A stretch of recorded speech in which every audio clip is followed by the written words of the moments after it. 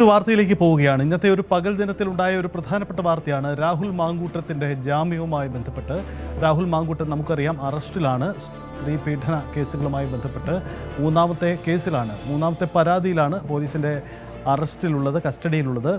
രാഹുലിൻ്റെ ജാമ്യാപേക്ഷ ഇന്ന് പരിഗണനയ്ക്ക് വരുന്നുണ്ടായിരുന്നു. പക്ഷേ ഈ ജാമ്യം കോടതിയിൽ നിന്നും രാഹുലിന് തിരിച്ചടിയാണ് ഉണ്ടായത്. ബലാത്സംഗ കേസിൽ റിമാൻഡിലായ രാഹുൽ മാങ്കൂട്ടത്തിൽ MLA ജയിലിൽ തുടരും. രാഹുലിന് തിരുവല്ല മജിസ്ട്രേറ്റ് കോടതി ജാമ്യം അനുവദിച്ചില്ല. ജാമ്യത്തിനായി സെഷൻസ് കോടതിയെ സമീപിക്കുമെന്നാണ് രാഹുൽ അറിയിച്ചിരിക്കുന്നത്. തിങ്കളാഴ്ച ഹർജി നൽകാനാണ് നീക്കം. എന്തായാലും വളരെ പ്രധാനപ്പെട്ട ഒരു നീക്കം കൂടിയാണ്. എന്തായാലും രാഹുലിന് മജിസ്ട്രേറ്റ് കോടതിയിൽ നിന്നും ജാമ്യം കിട്ടുന്നില്ല. ഇനി ജില്ലാ സെഷൻസ് കോടതിയെ സമീപിക്കാം എന്നതാണ് സാഹചര്യം. എന്തായാലും ജാമ്യം തേടിയുള്ള രാഹുലിൻ്റെ നീക്കത്തിനുണ്ടാകുന്ന ആദ്യ തിരിച്ചടിയാണിത് എന്ന് മാത്രമല്ല, ഒരു പക്ഷേ ഈ കേസ് നിലനിൽക്കില്ല, ഇതിൻ്റെ അറസ്റ്റ് അടക്കമുള്ള നടപടിക്രമങ്ങളിൽ വലിയ വീഴ്ച പറ്റിയെന്ന രാഹുലിൻ്റെ അഭിഭാഷകൻ്റെ വാദം പോലും പ്രാഥമികമായി നിലനിന്നില്ല എന്ന് വേണം ഈ ജാമ്യാപേക്ഷ നിരസിക്കപ്പെടുന്നതിലൂടെ സംഭവിക്കുന്ന കോടതിയുടെ വിലയിരുത്തൽ എന്ന് വേണം മനസ്സിലാക്കാൻ. അങ്ങനെയെങ്കിൽ ഇനി സെഷൻസ് അടക്കമുള്ള തുടർ കോടതികളിലെ നീക്കം നിർണായകമാണ്. വി അരുൺ ചേരുന്നുണ്ട്. അരുൺ, രാഹുലിനെ സംബന്ധിച്ച് വലിയ തിരിച്ചടിയാണ്. ഈ കേസിൻ്റെ ഈ അന്വേഷണത്തിൻ്റെ ഒരു പ്രധാനപ്പെട്ട നീക്കം കൂടിയാണ് സംഭവിക്കുന്നത്. രാഷ്ട്രീയ പ്രാധാന്യമുള്ള ഈ കേസിൽ രാഹുലിന് മുന്നിൽ കുരുക്ക് മുറുകുകയല്ലേ? തീർച്ചയായിട്ടും പാലക്കാട് MLA രാഹുൽ മാങ്കൂട്ടത്തിൽ ജയിലിൽ തുടരേണ്ടി വരും. തിങ്കളാഴ്ച വരെയെങ്കിലും ചുരുങ്ങിയത് ജയിലിൽ തുടരേണ്ടി വരും. രണ്ട് കേസുകൾ, ആദ്യത്തെ രണ്ട് പരാതികളിലും മുൻകൂർ ജാമ്യം നേടിയാണ് രാഹുൽ ജയിലിലേക്ക് പോകുന്നത് ഒഴിവാക്കിയത്. പക്ഷേ ഈ മൂന്നാമത്തെ കേസിൽ വിദേശത്തുള്ള യുവതിയുടെ പരാതി വളരെ കൃത്യമായി ആസൂത്രിതമായി പോലീസ് നീക്കമായിരുന്നു. രാഹുലിന് ഒരു സൂചനയും കൊടുക്കാതെ FIR ഇട്ട് പെൺകുട്ടിയുടെ മൊഴിയും രേഖപ്പെടുത്തിയ ശേഷമാണ് രാഹുലിനെ പെട്ടെന്ന് KPM ഹോട്ടലിൽ വന്ന് കസ്റ്റഡിയിൽ എടുക്കുന്നത്. കഴിഞ്ഞ ഞായറാഴ്ചയാണ്. ഏതാണ്ട് 7 ദിവസം, നാളെ ആകുമ്പോൾ 8 ദിവസമാകും രാഹുലിനെ പോലീസ് കസ്റ്റഡിയിൽ വന്നിട്ട്. ഇതിൻ്റെ 2 ദിവസം പോലീസിൻ്റെ കസ്റ്റഡിയിൽ ചോദ്യം ചെയ്യുകയും ചെയ്തു. ജുഡീഷ്യൽ കസ്റ്റഡിയിൽ വന്ന ശേഷം 8 ദിവസമാകുന്നു. 2 ദിവസം പോലീസ് കസ്റ്റഡിയിൽ ചോദ്യം ചെയ്തു. ചോദ്യം ചെയ്യൽ കാര്യമായൊന്നും രാഹുലിൽ നിന്ന് വിവരങ്ങൾ ലഭിച്ചിട്ടില്ല. പോലീസിന് കേസിൽ രാഹുലിനെ ബന്ധിപ്പിക്കാനുള്ള തെളിവുകളടക്കമുള്ള കാര്യങ്ങളിൽ വ്യക്തത വന്നിട്ടില്ല. അതിന് കാരണം രാഹുൽ അന്വേഷണത്തോട് ഒരു തരത്തിലും സഹകരിക്കുന്നില്ല. ലാപ്ടോപ്പും ഒരു ഫോണും രാഹുലിൽ നിന്ന് പിടിച്ചെടുക്കാനുണ്ട്. അത് നൽകുന്നില്ല. പിടിച്ചെടുത്ത ഫോണിൻ്റെ ലോക്ക് നമ്പർ അടക്കം നൽകാതെ രാഹുൽ അങ്ങനെയും പോലീസിനെ വട്ടം ചുറ്റിക്കുകയാണ്. നിങ്ങളുടെ ചുമതലയാണ് അന്വേഷിച്ച് കണ്ടെത്തേണ്ടത്. പെൺകുട്ടിയുമായുള്ള സൗഹൃദം മാത്രം തുറന്നു പറയുമ്പോൾ അതിനുശേഷമുള്ള കാര്യങ്ങൾക്കൊന്നും കൃത്യമായി മറുപടി നൽകാതെ അന്വേഷണ സംഘവുമായി പൂർണ്ണമായും നിസ്സഹരിക്കുകയാണ് MLA കൂടിയായ രാഹുൽ മാങ്കൂട്ടത്തിൽ. അതുകൊണ്ട് തന്നെ രാഹുലിനെ ഇനിയും ചോദ്യം ചെയ്യേണ്ടത് ആവശ്യമൊക്കെ അന്വേഷണ സംഘം വീണ്ടും കോടതിയിൽ ഉന്നയിച്ചേക്കാം. ഏതായാലും ഇന്ന് രാഹുലിൻ്റെ ജാമ്യാപേക്ഷ തള്ളിയിരിക്കുന്നു. രാഹുലിനെ കസ്റ്റഡി വാങ്ങി ഇനി വീണ്ടും ചോദ്യം ചെയ്യാനുള്ള സാധ്യതകൾ തള്ളിക്കളയാനാകില്ല. പാലക്കാട് കൊണ്ടുപോയി തെളിവെടുക്കാനുള്ള സാധ്യതയുമുണ്ട്. മാത്രവുമല്ല, രാഹുൽ മാങ്കൂട്ടത്തിൽ ഈ ഘട്ടത്തിൽ ജാമ്യം നേടി പുറത്തു വന്നാൽ അത് കേസിനെ ഇല്ലാതാക്കാനുള്ള ശ്രമങ്ങൾ ശക്തമാക്കും. രാഹുൽ വലിയ സ്വാധീനമുള്ളയാളാണ്. വലിയ സാമ്പത്തികമായി ഈ ഇടപെടാനൊക്കെ കഴിവുള്ളയാളാണ്. അധികാര തലത്തിലും രാഹുൽ പ്രധാനപ്പെട്ട MLA എന്ന് പറയുമ്പോൾ സ്വാഭാവികമായും ആ രീതിയിലുള്ള വലിയ സ്വാധീനമുള്ള ഒരാൾ. അയാൾ പുറത്തു വന്നാൽ തെളിവുകൾ നശിപ്പിക്കപ്പെടും, ഇരകളെ സ്വാധീനിക്കാം. ഇരകൾ ബലാത്സംഗമെന്ന് അറിഞ്ഞുകൊണ്ടും പിന്നീടും രാഹുലുമായി സംസാരിക്കാനും അടുക്കാനൊക്കെ ശ്രമിച്ചത് അയാളുടെ വാക്കുകൾ വിശ്വസിച്ചാണ്. വീണ്ടും അത്തരം നീക്കങ്ങൾ ഒരുപക്ഷെ ഉണ്ടായേക്കാം. ഇരകളെ ഭീഷണിപ്പെടുത്തുന്നത് രാഹുലിനും ഒപ്പമുള്ളവരുടെയും ഒരു ശീലമാണ്. ഈ 3 കേസുകളിലും അതുണ്ടായതാണ്. ഇതിൽ തന്നെ ഏറ്റവും ഒടുവിൽ ഫെനി എന്ന രാഹുൽ ഏറ്റവും അടുത്ത അനുയായി ഈ പരാതിക്കാരി അതിജീവതയെ വലിയ രീതിയിൽ അവരുടെ ഐഡൻറ്റിറ്റി പുറത്തു വരുന്ന രീതിയിൽ അവരുടെ ചാറ്റിൻ്റെ സ്ക്രീൻഷോട്ട് അടക്കം പുറത്തുവിട്ടുകൊണ്ടുള്ള ചില ശ്രമങ്ങൾ നടത്തിയിരുന്നു. സാമൂഹ്യ മാധ്യമങ്ങളിലൂടെ അവരെ വെല്ലുവിളിച്ച് രംഗത്ത് വന്നിരുന്നു. രാഹുൽ പുറത്തു വന്നാൽ ഈ സൈബർ അധിക്ഷേപം തുടരും. നേരത്തെ ആദ്യ കേസിലെ പെൺകുട്ടിയുമൊക്കെ അവരുടെ എല്ലാ വിവരങ്ങളും അവരുടെ പശ്ചാത്തലം മുഴുവൻ പുറത്തുവിട്ടുകൊണ്ടുള്ള ഒരു നീക്കമാണ് രാഹുലും ഒപ്പമുള്ളവരും നടത്തിയത്. അത്തരം നീക്കങ്ങൾ ഈ ഇരയ്ക്കെതിരെ ഉണ്ടാകാം. ഇനിയും ഇരകൾ രാഹുലിൻ്റെ പരാതിയുമായി പുറത്തു വരുമെന്ന സൂചനകളുണ്ട്. അതുകൊണ്ട് തന്നെ രാഹുലിന് ഈ ഘട്ടത്തിൽ ജാമ്യം അനുവദിച്ചാൽ അത് അത്തരം കേസുകളെ കൂടി ബാധിച്ചേക്കാമെന്നൊരു ആശങ്കയും പ്രോസിക്യൂഷൻ ഉണ്ടായിരുന്നു. ഇതെല്ലാം ഒരുപക്ഷെ പ്രോസിക്യൂഷൻ കോടതിയെ അറിയിച്ചിരിക്കണം. രാഹുലിൻ്റെ വാദം രാഷ്ട്രീയമാണ്, വിവാഹിതയെന്ന് അറിയാതെയുള്ള ബന്ധമായിരുന്നു, അതറിഞ്ഞപ്പോൾ പിന്മാറി, താനാണ് ചതിക്കപ്പെട്ടത്, ഉഭയസമ്മതപ്രകാരമുള്ള ലൈംഗിക ബന്ധമായി തുടങ്ങിയ വാദങ്ങളൊന്നും ഈ ഘട്ടത്തിൽ കോടതി ഏതായാലും അംഗീകരിച്ചില്ല. അതുകൊണ്ടാണ് രാഹുലിൻ്റെ ജാമ്യാപേക്ഷ തള്ളിയത്. ഇനി മേൽക്കോടതികളാണ് രാഹുലിൻ്റെ ആശ്രയം. തിങ്കളാഴ്ച സെഷൻസ് കോടതി ജാമ്യാപേക്ഷ നൽകും. അവിടെയും പ്രോസിക്യൂഷൻ സമാനമായ ആരോപണങ്ങൾ തന്നെ ഉന്നയിക്കും. രാഹുലിനെതിരെ ഇനിയും ഇരകൾ പുറത്തു വരാനുണ്ട്, ഇനിയും തെളിവുകൾ വരാനുണ്ട്.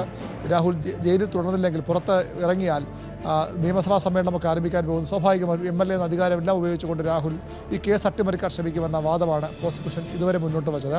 മേൽക്കോടതികളിലും സമാനമായ ആരോപണം, അയാളൊരു ഹാബിച്വൽ ഒഫൻഡറാണ്, സ്ഥിരം ലൈംഗിക കുറ്റവാളിയാണ് എന്ന വാദമൊക്കെ നേരത്തെ FIR-ലടക്കം ഉണ്ടായിരുന്നു. അത്തരം കാര്യങ്ങൾ തന്നെ പ്രോസിക്യൂഷൻ ഇനിയും മുന്നോട്ട് വയ്ക്കും. ഏതായാലും രാഹുലിന് ഇപ്പോൾ തിരിച്ചടി ഉണ്ടായിരിക്കുന്നു. രാഹുൽ തിങ്കളാഴ്ച വരെയെങ്കിലും ജയിലിൽ കഴിയേണ്ടി വരും. സജിത്ത്, അരുണ്, ഒരു കാര്യം കൂടി അരുൺ, അതായത് സംസ്ഥാനത്ത് ഇതിനു മുമ്പ് ഒരു MLA പോലും നേരിടാത്ത അത്ര രൂക്ഷമായ, കേരള ചരിത്രത്തിൽ തന്നെ ഇതുപോലെ ആക്ഷേപം നേരിടുന്ന ഒരു MLA വേറെ ഉണ്ടാവില്ല. കാരണം ആ കേസിൻ്റെ ഒരു പ്രത്യേകതയാണല്ലോ ഇതിൻ്റെ പ്രാധാന്യം. അപ്പോൾ ആദ്യ 2 കേസുകൾ കൂടി പെൻഡിങ് ആണല്ലോ. ഇപ്പോൾ 3ാമത്തെ കേസിൽ മാത്രമാണ് ഈ നടപടി. അപ്പോൾ ഇപ്പോഴത്തെ ഈ നടപടികൾ, 3ാം കേസിൻ്റെ കോടതി നടപടികളും ജാമ്യം നിഷേധിക്കൽ അടക്കമുള്ള കാര്യങ്ങൾ ആദ്യ 2 കേസുകളെ സ്വാധീനിക്കാൻ സാധ്യതയുണ്ടോ? 21-നോ മറ്റോ ഹൈക്കോടതി ഈ കേസ് പരിഗണിക്കുക. തീർച്ചയായിട്ടും സ്വാഭാവികമായും അതുണ്ടാകാൻ സാധ്യത തള്ളിക്കളയാനാകില്ല. കാരണം ആദ്യ കേസ് വരുമ്പോൾ രാഷ്ട്രീയ ആരോപണമെന്ന് പറഞ്ഞ് രാഹുലിനെ വളരെ വേഗത്തിൽ രക്ഷപ്പെടാൻ കഴിയുമായിരുന്നു. 2ാമത്തെ കേസ് വരുമ്പോൾ അതേ ആരോപണം രാഹുൽ ഉന്നയിച്ചു. കീഴ്ക്കോടതി ജാമ്യാപേക്ഷ തള്ളി, മേൽക്കോടതിയിൽ നിന്ന് രാഹുലിനെ അറസ്റ്റിൽ നിന്നുള്ള സംരക്ഷണം, ഇടക്കാല സംരക്ഷണം കിട്ടി. അത് തന്നെയാണ് രാഹുൽ ഇപ്പോഴും തുടരുന്നത്. പക്ഷേ ഇപ്പോൾ ഈ കേസ് വീണ്ടും കോടതിയിലേക്ക് വരുമ്പോൾ ഒരു കേസ് കൂടി രാഹുലിൻ്റെ പേരിൽ വന്നിരിക്കുന്നു. അത് വളരെ കൃത്യമായ തെളിവുകളുള്ള കേസാണ്. ഈ രാഷ്ട്രീയ ആരോപണം എന്ന വാദമൊക്കെ തള്ളിക്കൊണ്ട് 2 തവണ കോടതി ജാമ്യം നിഷേധിച്ചതുമാണ്. അതുകൊണ്ട് തന്നെ അത്തരം കാര്യങ്ങൾ മറ്റു കേസുകളിലെ കൂടി പരിഗണനയ്ക്ക് വരും. ഇയാളൊരു ഹാബിച്വൽ ഒഫൻഡറാണ്, സ്ഥിരം കുറ്റവാളിയാണ്, സ്ഥിരം ലൈംഗിക കുറ്റവാളിയാണെന്ന വാദം കുറച്ചുകൂടി വരപ്പെടുന്ന തരത്തിലുള്ള വിവരങ്ങളാണ് ഓരോ ദിവസവും പുറത്തു വരുന്നത്.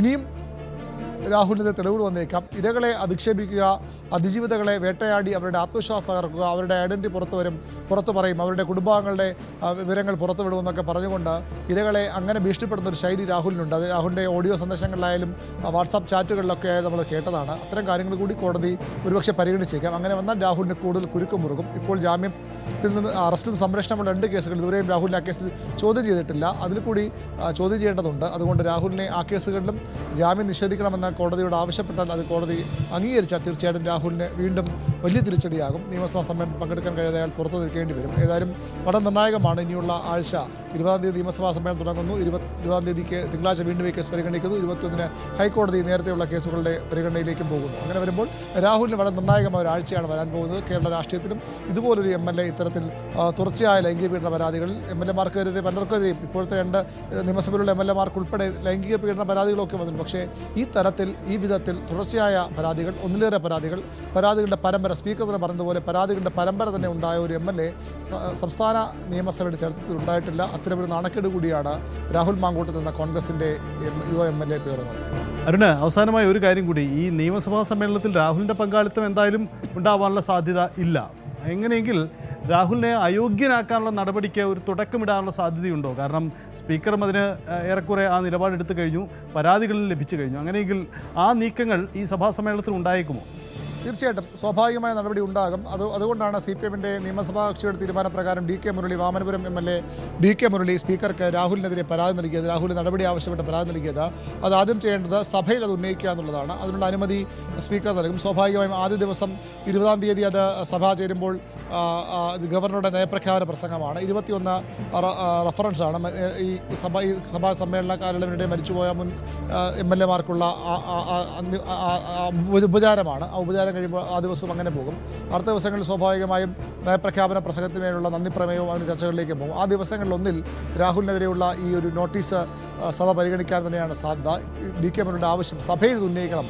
സഭയിൽ ഉന്നയിച്ച് ഇത്തരത്തിലൊരു MLA-ക്കെതിരെ എത്തിക്സ് ആൻഡ് പ്രിവിലേജ് കമ്മിറ്റിക്ക് വിടാൻ തക്ക കുറ്റം നടന്നിട്ടുണ്ട്. അയാൾ MLA തുടരുന്നത് സഭയ്ക്ക് തന്നെ അപമാനകരമാണ്. അയാളുടെ പെരുമാറ്റ ദൂഷ്യം ചൂണ്ടിക്കാണിച്ചുകൊണ്ട് സ്വാഭാവികമായും എത്തിക്സ് കമ്മിറ്റിക്ക് വിടണമെന്ന ഒരു അപേക്ഷ, ഒരു സബ്മിഷൻ അവിടെ DK മുരളിക്ക് അവതരിപ്പിക്കാൻ സ്പീക്കർ അനുമതി നൽകും. അതിനെ തുടർന്ന് കമ്മിറ്റിക്ക് വിടാൻ തന്നെയാണ് സാധ്യത. ഒരുപക്ഷേ ഈ സഭാ സമ്മേളനം അവസാനിക്കുന്നതിന് മുമ്പ് തന്നെ രാഹുൽ മാങ്കൂട്ടത്തിൽ എന്ന പാലക്കാട് MLA കോൺഗ്രസ് വലിയ പ്രതീക്ഷയോടുകൂടി വളർത്തിക്കൊണ്ടുവന്ന വലിയ ഹീറോ പരിവേഷം നൽകി അവതരിപ്പിച്ച MLA അയോഗ്യനാക്കപ്പെടുന്ന ഒരു സാഹചര്യം കൂടി നിയമസഭ സാക്ഷിയായേക്കാം. അങ്ങനെയെങ്കിൽ അത് കേരള നിയമസഭയുടെ നിരവധി ചരിത്ര മുഹൂർത്തങ്ങൾക്ക് സാക്ഷിയായ, നിരവധി നിയമനിർമ്മാണങ്ങൾക്ക്, നിരവധി രാഷ്ട്രീയ നീക്കങ്ങൾക്കൊക്കെ വേദിയായ കേരള നിയമസഭ മറ്റൊരു അപൂർവതയ്ക്ക് കൂടി സാക്ഷ്യം വഹിക്കും. അത് ചരിത്രത്തിലാദ്യമായി ഒരു MLA നിയമസഭ അയോഗ്യനാക്കുന്നു എന്നുള്ള ആ ഒരു ചരിത്രത്തിലേക്കാകാം ഒരുപക്ഷേ ഈ വരാൻ 20-ൽ ആരംഭിക്കുന്ന നിയമസഭാ സമ്മേളനം കടന്നു പോകാനിരിക്കുന്നത്.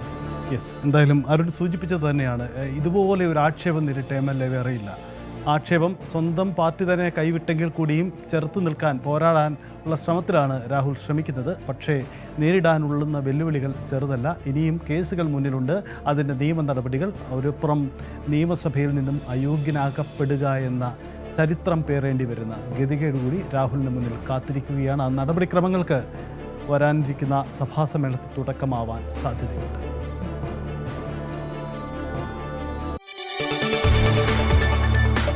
കൂടുതൽ വാർത്തകൾക്ക് News 18 Keralam YouTube channel subscribe ചെയ്യുക.